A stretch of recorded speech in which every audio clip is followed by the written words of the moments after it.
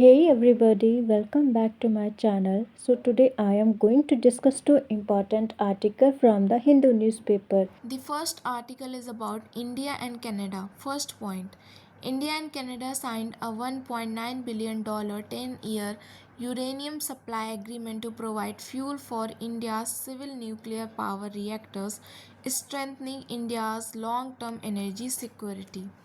First point कह रहा है कि इंडिया और कनाडा ने 1.9 बिलियन डॉलर का 10 साल का यूरेनियम सप्लाई एग्रीमेंट साइन किया है, जिससे इंडिया के सिविल न्यूक्लियर पावर रिएक्टर को फ्यूल मिलेगा और कंट्री की लॉन्ग टर्म एनर्जी सिक्योरिटी और स्ट्रॉन्ग होगी. Second point, the agreement was discussed during talks between Narendra Modi and Mark Carney in New Delhi, aimed at rebuilding strategic trust after recent diplomatic tension. ये agreement new Delhi में नरेंद्र मोदी और mark Carney के बीच हुई बातचीत के वक्त discuss हुआ है और इसका main M recent diplomatic tensions के बाद दोनों कंट्री के बीच स्ट्रैटेजिक ट्रस्ट को दोबारा से मजबूत बनाना. Third point, both countries agreed to advance negotiations on comprehensive economic partnership agreement and issued the terms of reference with the goal of doubling bilateral trade by 2030. दोनों ही countries ने comprehensive economic partnership agreement पर negotiations आगे बढ़ने पर agree करा है और ये टर्म्स ऑफ रेफरेंस इशू किया है और इसका गोल है कि 2030 तक बिलट्रेयल ट्रेड को डबल करना. Fourth point, a strategic energy partnership was announced covering cooperation in renewable energy, LPG supplies, uranium and emerging technologies. एक स्ट्रैटेजिक एनर्जी पार्टनरशिप भी अनाउंस की गई है जिसमें renewable energy, LPG supply, uranium और इमर्जिंग टेक्नोलॉजीज़ में cooperation included है. Fifth point, Canada decided to join the India led international solar alliance, strengthening global solar energy cooperation and India's climate diplomacy. Fifth point कह रहा है कि Canada ने India के lead वाले international solar alliance which is ISA join करने का decision लिया है और इससे सोलर एनर्जी की फील्ड में ग्लोबल कोऑपरेशन स्ट्रॉन्ग होगा और इंडिया की क्लाइमेट डिप्लोमेसी और पावरफुल होगी. Six point, Canada also join the global biofuel alliance supporting clean energy transaction and alternative fuel collaboration. Canada ने ग्लोबल बायोफ्यूल अलायंस भी join किया है. इसका मतलब है कि क्लीन एनर्जी को प्रमोट करना और अल्टरनेटिव फ्यूल्स जैसे बायोफ्यूल में मिलकर काम करना ताकि पोल्यूशन कम हो और सस्टेनेबल एनर्जी इंक्रीज हो बढ़े. Seventh point, diplomatic tensions were discussed in the backdrop of allegation related to the killing of Hardeep Singh Nijjar and in Canada, an issue that had strained bilateral relation through India rejected the accusation.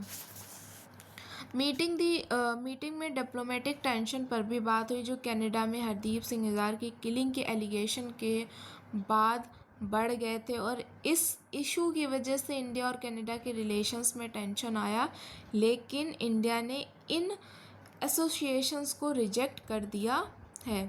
And the eighth point is the leader also discussed the escalating conflict in West Asia with India emphasizing diplomacy, dialogue, peace and regional stability as part of its balanced foreign policy approach. Leaders ने waste Asia में चल रहे conflict पर discussion किया है.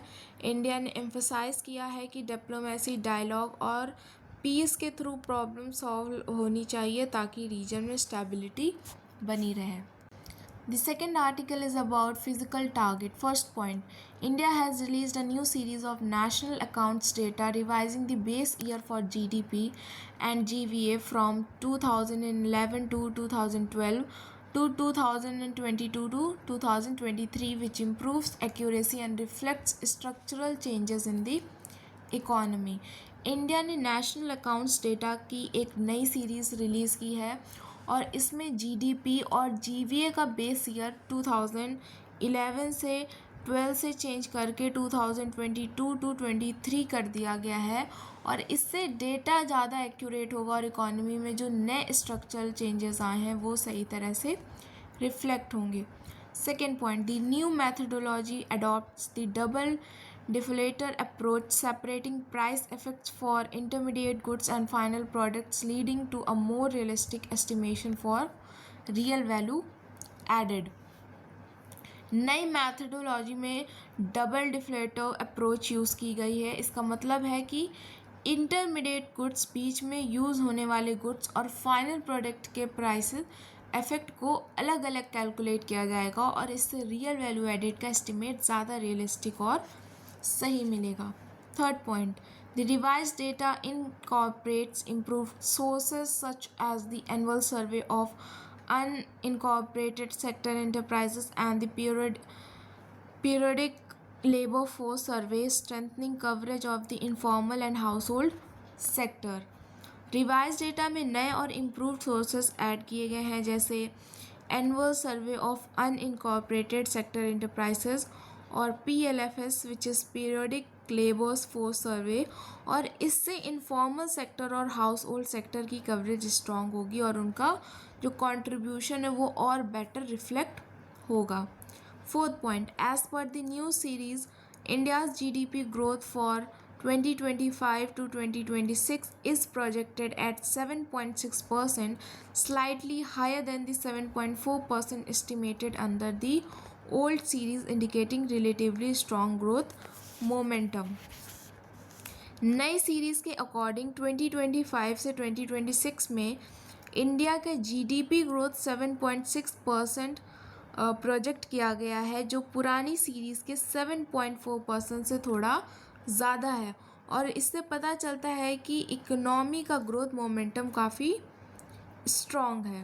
Fifth point, however the absolute size of the economy has been revised downward. India's GDP for 2025 to 26 is estimated at rupees 345.47 lakh crore, about 3.3% lower than earlier projection under the old base. अब economy का total size थोड़ा कम revise किया गया है।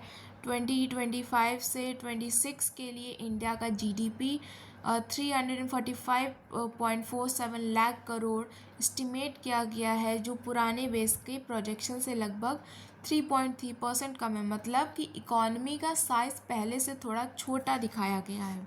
6 point, GDP estimate for 23 to 24 has and 2024 to 2025 have also been revised downward by around 3.8% each, affecting perceptions about the pace and scale of economic expansion. Previous year GDP जो हुआ है वो भी revised हुआ है। 2023 से 2024 और 2024 से लेकर 2025 के GDP एस्टिमेट्स भी अराउंड 3.8% कम रिवाइज किए गए हैं, और इसका इफेक्ट ये होगा कि लोग इकोनॉमिक ग्रोथ की स्पीड और स्केल को थोड़ा डिफरेंट पर्सपेक्टिव से देखेंगे। 7th point, with rupee depreciation and revised GDP figures, India is currently estimated to be around a $3.8 trillion economy, making the $5 trillion economy targets more challenging in the near term. रुपी की value गिरने मतलब depreciation और नए GDP figures के बाद India की economy अब लगभग $3.8 ट्रिलियन एस्टिमेट हो रही है, और इस वजह से $5 ट्रिलियन इकोनॉमी का टारगेट नियर फ्यूचर में अचीव करना थोड़ा ज़्यादा चैलेंजिंग हो गया है।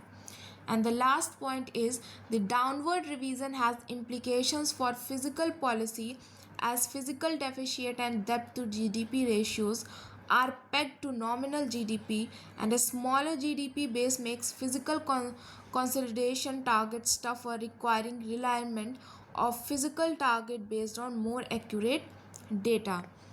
ये डाउनवर्ड रिवीजन फिज़िकल पॉलिसी पर भी इम्पैक्ट डालेगा, क्योंकि जो फिज़िकल डेफिशिट और डेप्ट to GDP ratio nominal GDP पर डिपेंड करते हैं, ठीक है। तो जब GDP का बेस छोटा होगा तो फिज़िकल कंसोलिडेशन मतलब डेफिशिट कम करना पड़ेगा, कम करने का टारगेट अचीव करना मुश्किल हो जाएगा, और इसलिए गवर्नमेंट को अपने फिज़िकल टारगेट्स को नए और एक्यूरेट डेटा के अकॉर्डिंग ही एडजस्ट करना पड़ेगा।